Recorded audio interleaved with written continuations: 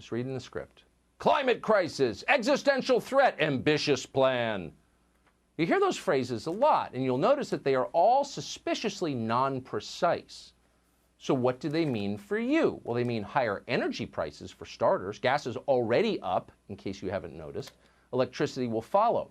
Higher costs hurt the weakest. Inflation always does. But it's worse than that.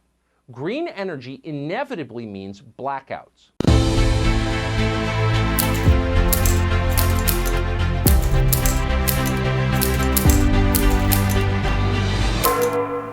Well, the Green New Deal has come, believe it or not, to the state of Texas.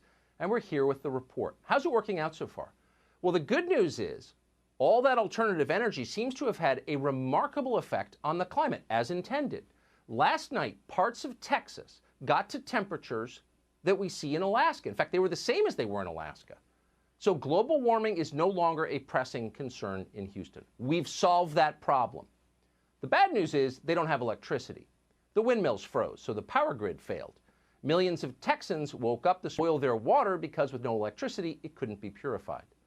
The ironically named Electric Reliability Council of Texas, which oversees the grid, had no solution to any of this. They simply told people to stop using so much power to keep warm.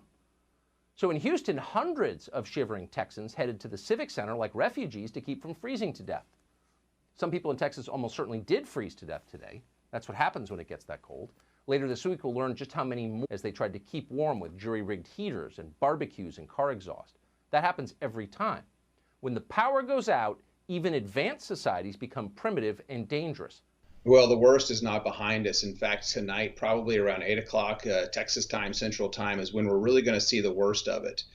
Wind generation is going to drop off to even lower than where it is right now, which is about 10% of its installed capacity.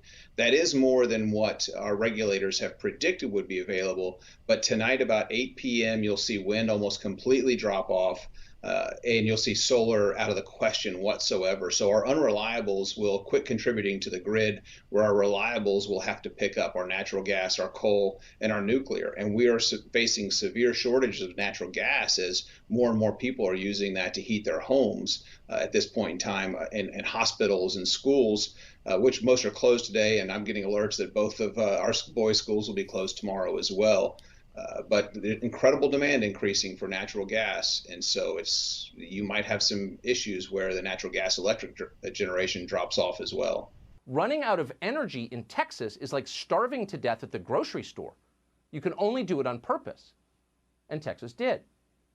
Rather than celebrate and benefit from their state's vast natural resources, politicians took the fashionable route and became recklessly reliant on so-called alternative energy, meaning windmills. 15 years ago, there were virtually no wind farms in Texas.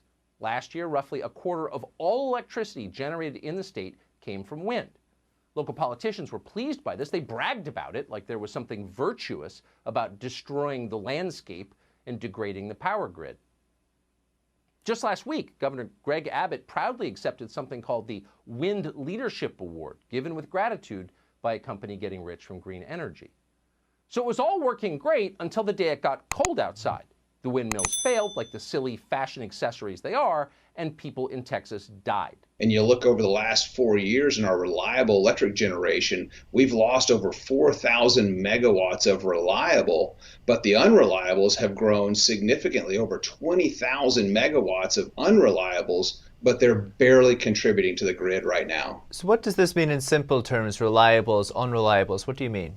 Well, reliables are our nuclear, our natural gas, and our coal. They can ramp up and ramp up down. Well, natural gas and coal can ramp up or ramp down really on demand to meet the needs. It's what's referred to as dispatchable electricity.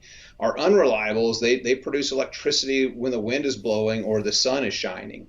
And then they freeze up in really cold temperatures too. So our Electric Reliability Council of Texas reported today that over half of our wind generators, these windmills, are frozen. They're completely shut down. And the rest of them are barely producing any electricity.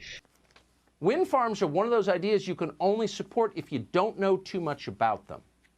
And maybe that's why there's never been mass popular support for them.